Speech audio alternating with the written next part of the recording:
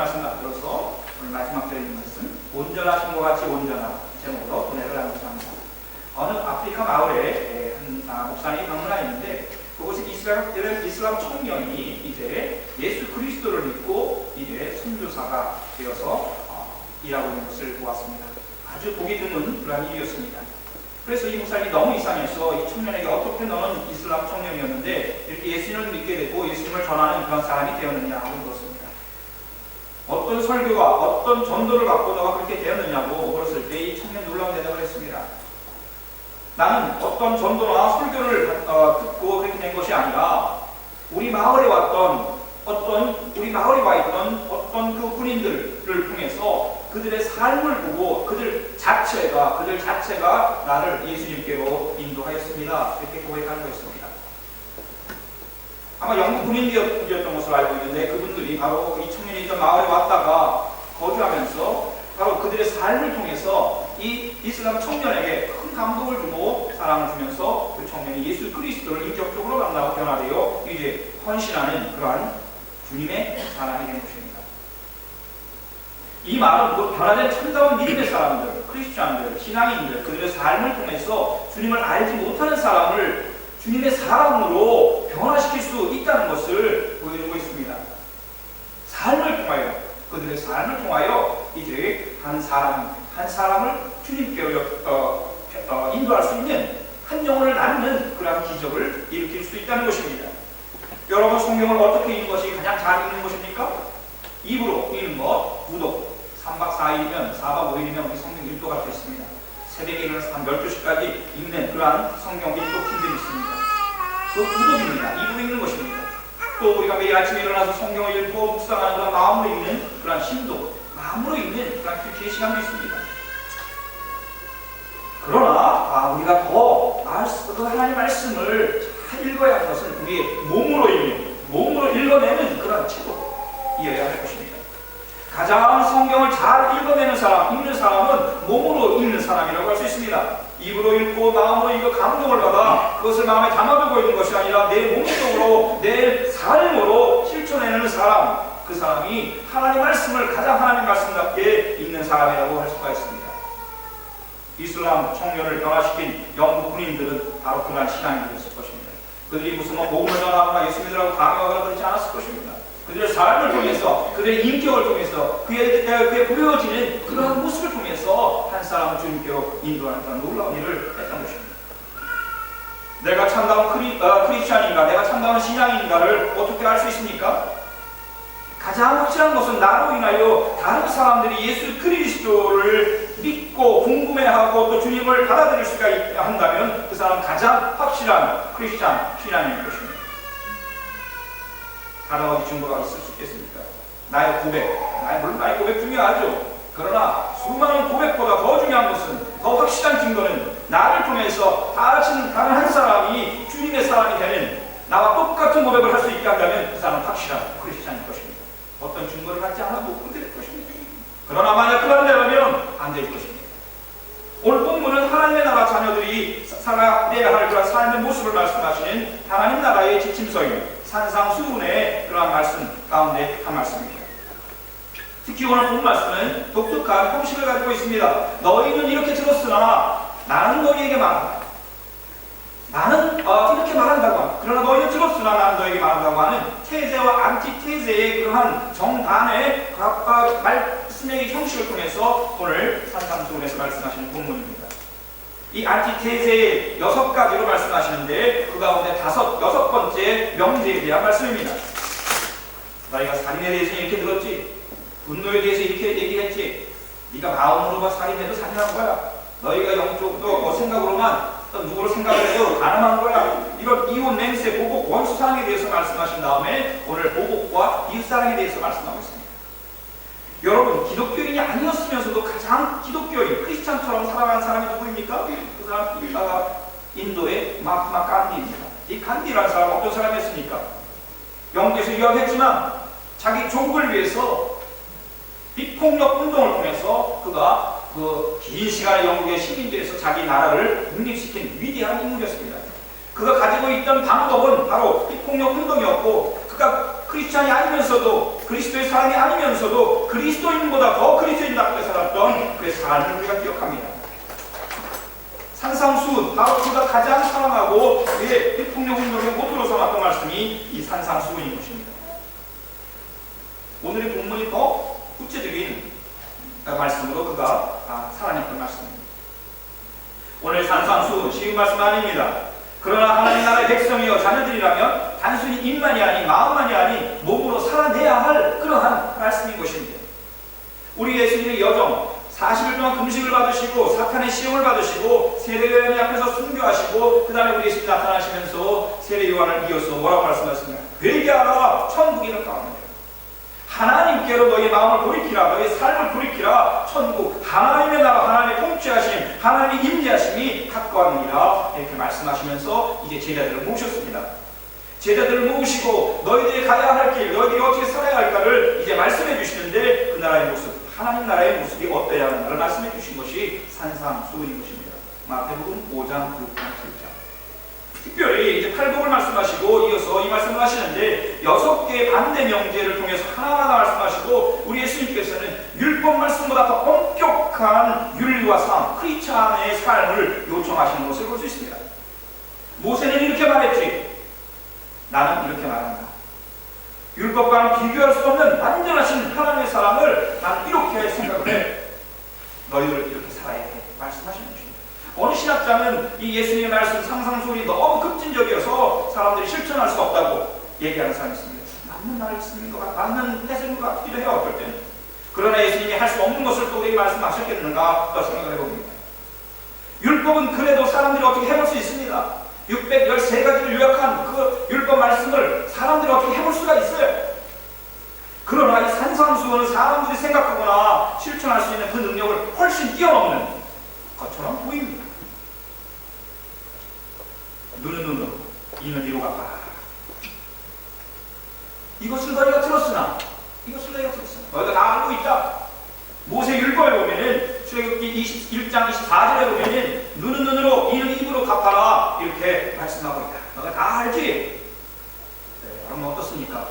어떤 사람이 내 눈 하나를 다치겠습니다. 그러면 어떻게 하겠습니까? 그러면 뭐가 공평하겠습니까? 네, 그 사람의 눈을 똑같이 한대 때려가지고 똑같이 눈을 안 보이게 하는 거 깨끗하고 깔끔한 이제 방법입니다. 어떤 사람이 와가지고 내 이 하나를 똑바로 틀었어요. 쳤는데 똑바로 틀었습니다. 어떻게 하겠습니까? 가서 그 사람이 똑같은 일을 똑바로 틀리는 거나 뽑아내는 거, 이것이 고대 사람들에게는 아주 깔끔하고 아주 정확한 그러한 방법이었다는 것이에요. 이것을 공태, 복수법이라고 얘기를 합니다. 같은 곳을 갇힌 곳을 똑같이 해주는 거.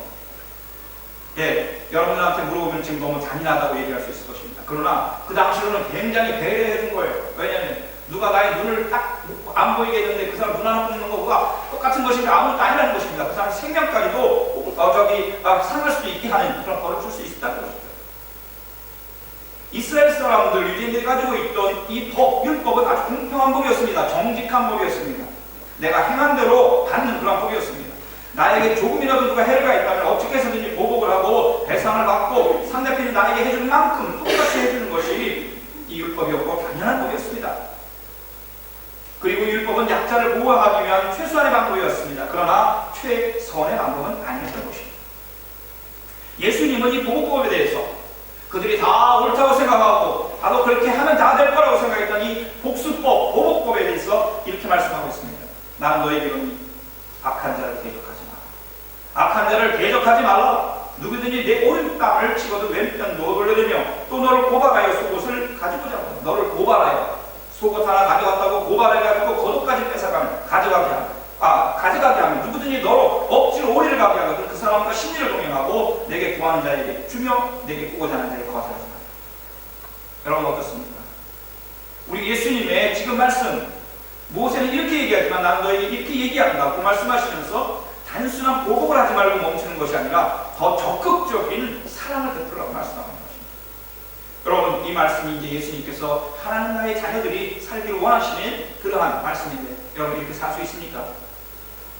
어떻습니까? 우리가 너에게는 악한 자를 대적하지 말라. 이 말씀, 악한 자를 대적하지 말라. 네. 그러나 우리가 악에 대해서는 우리가 냉정해야 됩니다. 그러나 사랑을 바라보는 것입니다. 여러분, 오른병 친구들 왼편으로 돌려 재명라고 말하고 있습니다.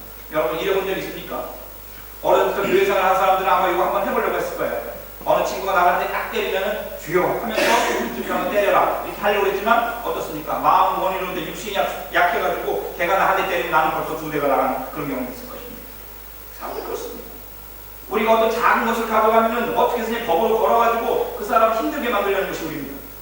그러나 너를 도발해서 속옷 가지고 속옷 하나 가지려고 한다면 네 겉옷까지도 벗어서 주라는 것이 예수님 같습니다. 너를 억지로 1000m를 가게 한다면 네가 감으로 풀어서 2000m 가져라. 왕복을 해주라는 것입니다. 왕복. 그리고 너에게 뭘 달라고 하면은 주고 내게 꾸고자 하는 자에게는 거절하지. 어떤 목사님이 이 말씀 순종하기 위해서 어떤 거린들이 오거나 어느 선교사님들이 그 교회에 어떤 선교비라든지 뭘 이렇게 요청을 하면은 정말 그대로 하려고 했습니다. 우리 교회도 한번 해보려고 했는데 어렵죠. 그죠? 우리 교회는 뭐 잘못하면 우리가 어떻게 꿀 그런 형편입니다. 구하는 자에게 중요하고 내가 꾸고자 하는 자에게 거절하지 말라. 우리 예수님의 명령인 것입니다. 악한 자에게 악을 갚지 말고 때리려고 하면 더 때리게 하고 무언가를 달라고 하면 더 많이 주고 무언가를 요구하면 더 들어주고 무언가를 빌려달라고 하면 더 넘치게 주라는 것입니다. 아예 사랑으로 덮어버리라는 것입니다. 어떤 율법의 법적인 논리를 가지고 얘기하지 말고 사랑으로 덮어버리는 것입니다. 주님의 말씀입니다. 사랑으로 성도님들 이렇게 하실 수 있겠습니까? 만약 혹시 이렇게라도 해보시려고 하신 적은 있겠죠. 그러나 나는 이런 건 나와 상관없는 거라고 생각한다면 그 사람은 주님의 제자인지 한번 의심해 보아야 합니다. 우리 고어렌 목사님이 세드백 교회에서 이 회복 사역을 하시면서 회복이라는 단어를 가지고 매주 설교를 했다고 합니다. 이제 그 책을 제가 이제 읽었는데요. 이 회복으로 가는 길이라고 하는 책이었는데 거기 보면은 그 알파벳에 따라서 이제 8가지의 회복의 원리를 얘기하고 있습니다. 먼저 회복하기 위해서는 첫째는 내가 하나님이 아니라는 것을 깨달으라는 것입니다. 이 think I'm God. 우리 모두가 우리 무의식 중에 내가 하나님이라고 생각합니다. 나는 옳다고 생각합니다. 내가 모든 걸 할 수 있다고 생각합니다. 그리고 내가 잘못과 잘하는 것을 컨트롤할 수 있다고 생각합니다. 이것이 착각이라는 것입니다. 우리에게는 잘못을 저지르는 성향을 이겨낼 힘이 내게 없다는 것을 깨달아야 한다는 것입니다. 우리는 잘못을 저지를 수 있는 그런 존재라는 것입니다. 약한 존재라는 것입니다.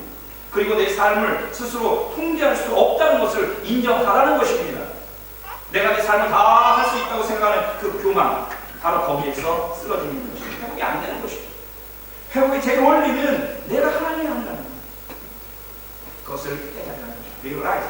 그리고 두 번째 제 원리는 진심으로 하나님은 살아계신 분이시고 하나님 너무나 하나님을 찾는 자에게 상 주시는 분임을 믿는 그러한 히브리의 서 11장에 나오는 그런 믿음을 가지라는 것입니다.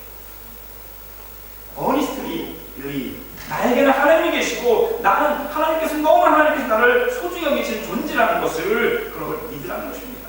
그리고 온전히 나를 회복시킬 수 있는 분은 하나님 한 분뿐이시라는 것을 그분은 그 능력을 가지고 계시다는 것을 믿으라는 것입니다.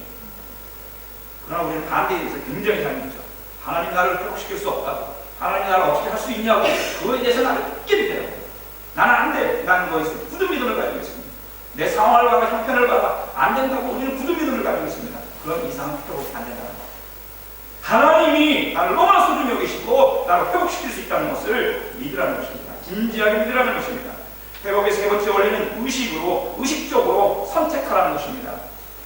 consciously choose라고 선택하라는 것입니다. 의식적으로 내 모든 삶과 뜻을 예수님의 보살핌과 하나님의 보살핌과 다스림에 맡기기로 선택하고 결단하는 것입니다. 아침에 일어나서 기도하고 세상을 향해서 문을 열고 확 나갔을 때 그 세상으로부터 다가오는 그 신선한 공기가 있죠. 그 세상을 향해서 나아갈 때 하나님께 모든 것을 내어드립니다. 하나님 같이 동행하기로 원합니다. 내 삶을 주장하여 주십시오. 내가 만나는 모든 사람들, 관계들을 주장하여 주십시오. 라고 하나님께 결단하는 선택하라는 것입니다. 오늘 내가 이렇게 해서 이렇게 해서 이렇게 해서 내가 하겠다는 것이 아니라 의식적으로 하나님의 살아계심을 선포하고 그분의 보살피심과 다스림 앞에 나를 내어 맡기는 것입니다. 그것은 내 선택입니다. 의식적으로 해야 되는 것입니다. 입술을 열어서 해야 되는 것입니다. 하나님 오늘 세상에 나갑니다. 같이 동행하여 주십시오. 우리 개 앞에 있는 식구들은 무대에 내가 설 때 하나님 내가 나갑니다. 하나님 많은 사람들에게 정말로 노래를 통해서 하나님 영광 받으시고 저 사람들에게 감동을 주십시오. 다르죠, 차원. 회복의 제사 원리는 무엇입니까? 솔직하게 자기를 점검하는 것입니다. 오픈, 자기 마음을 파악적으로 혹은 자기에 대해서 세상 사람들한테 객관적으로 내어놓으면서 싸움이 검토해보라는 것입니다. 나의 잘못을 솔직하게 점검하고 하나님과 나 자신과 제3자에게 고백하는 것입니다. 하나님 앞에서, 하나님 앞에, 하나님, 그리고 나 자신, 내 스스로 활짝 마음을, 그리고 제3자. 어느 누가 어떤 사람에 대해서 좀 이상합니다 라고 얘기하면은 좀 생각해 볼 필요 있어요. 무시해도 괜찮습니다. 그러나 두 번째 또 다른 사람이 와서 이상합니다 라고 얘기하면은 자기 자신을 의심해 볼 필요 있습니다. 근데 세 번째 사람이 와서 정말 이상합니다 라고 얘기했을 때는 그 사람이 이상한 겁니다. 정말 자기 자신을 돌아봐야 되고 하나님과 나 자신과 제3자에게 고백을 해야 하는 것입니다. 나의 잘못과 나의 모든 잘못된 것을 솔직하게 싸움을 해야 되는 거예요. 그 가운데서 회복이 일어난다는 것입니다.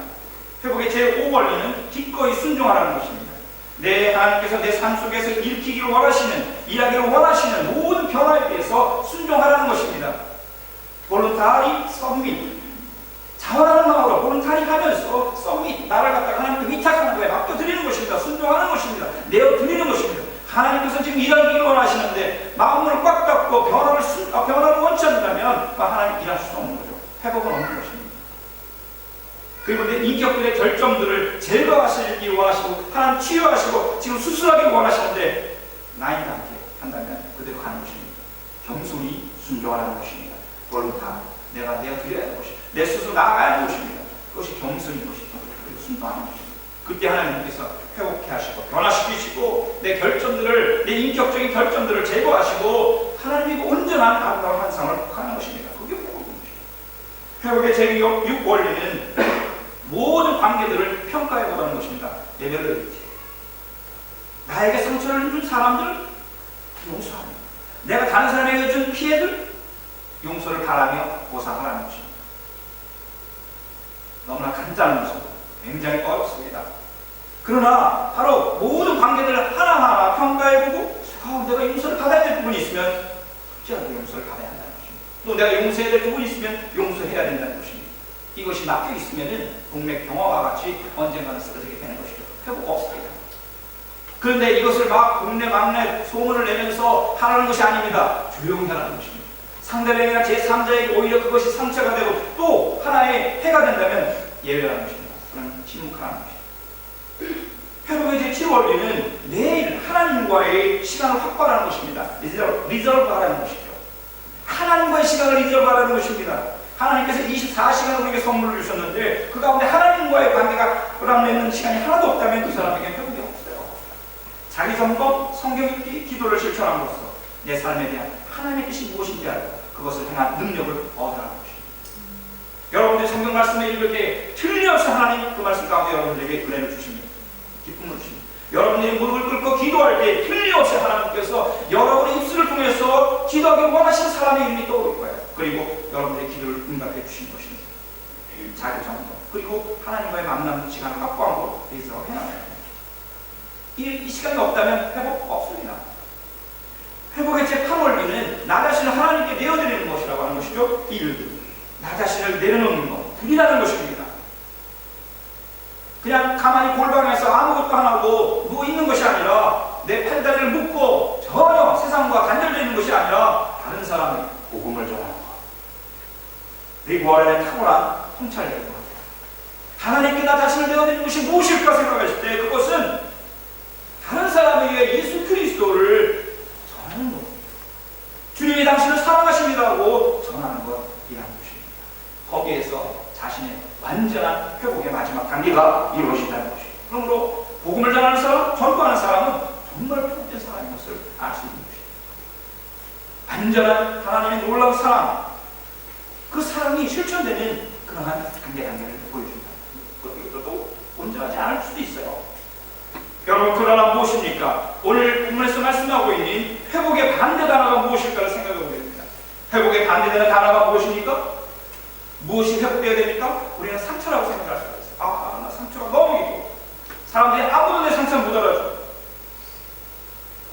그리고 아무도 나를 위로해 줄 수 없어 라고 내가 이미 판단을 내리는 거죠. 바로 그것이 이제 숨적인 상처가 갈 수 있습니다. 왜냐하면 자꾸 자기 스스로 갖기 때문에. 그러나 적극적인 이 회복에 반대된다는 보호입니다. 나를 힘들게 한 사람, 나에게 힘들게 한 상황, 거기에 대해서 원망과 불평과 분노가 일어나게 되고 그것을 복수하려고 하는 그러한 보복의 그런 마음이 일어나는 것이 회복의 반대입니다.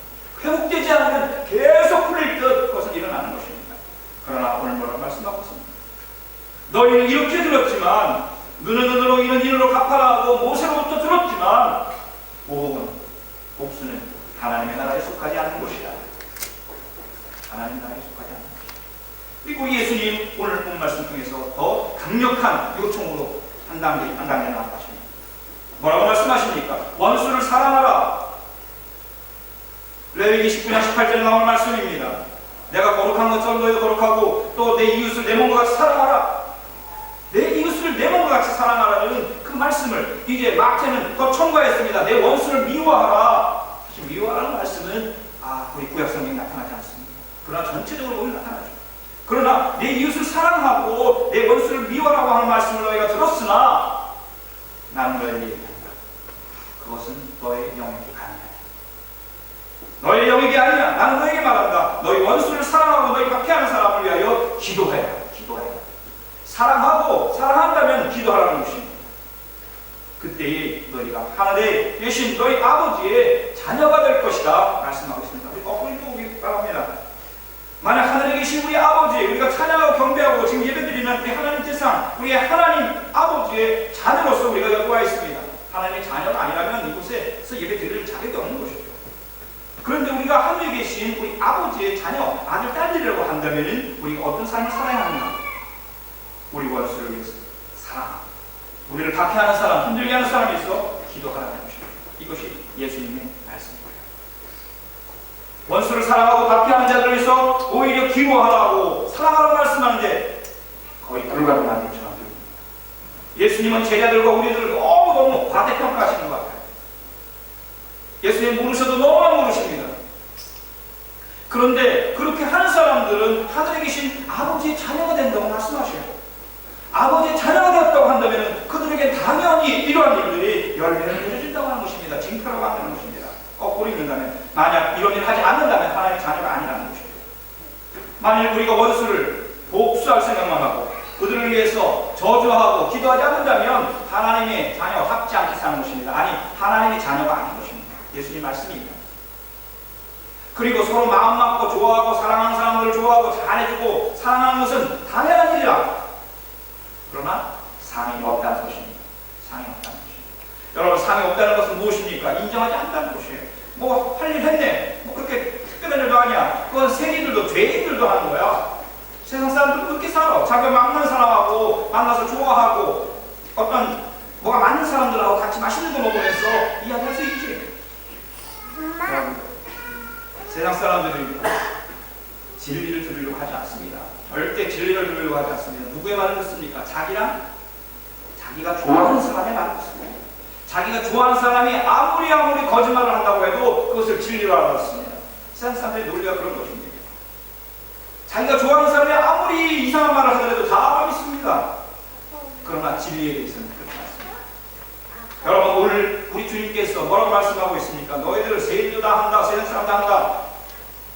바로 너희들이 형제자매들끼리 너희들끼리만 하나님을 알지 못하는 세상 사람들에 대해서 너희들이 사랑하지 않고 그들에게 나를 전하지 않는다면, 나의 사랑을 전하지 않는다면 그것은 하나님 기뻐하시지 않는 일이라고 말씀하는 것입니다. 상이 없다. 형제자매들에게만 인사를 하면서 지내면 남보다 나은 것이 무엇인가? 이방 사람들도 그렇게 합니다. 여러분 우리 한인회 가보면 우리 교회 성도들이 굉장히 수가 적어요. 그런데 한인회에서 일하고 있는 사람 다 우리 성도들입니다. 한인회 회장을 만났는데 너무 고맙다고, 우리 교회 성도들이 없었다면 한인회 못했을 거라고, 그렇게 이번에 한 200명 정도 최고 많이 모였는데 그 많은 사람들을 정말 일일이 팀워크를 맞춰가면서 평상시 교회에서 섬기는 대로 나아가서 그들이 섬겼을 때 한인회 회장이 우리 교회 나오고 있다고 해요. 여러분 여러분들의 그 말없는 그 헌신을 하나님께서 보시고 오히려 그분에게 교회 나와라 그러면 가톨릭 성도인데 어떻게 나오는지 모르겠지만 본인이 그런 마음을 고백하고 진짜인지 아닌지 모르지만 기다리겠어요. 여러분들 어떻습니까? 여러분들이 바로 그런 모습.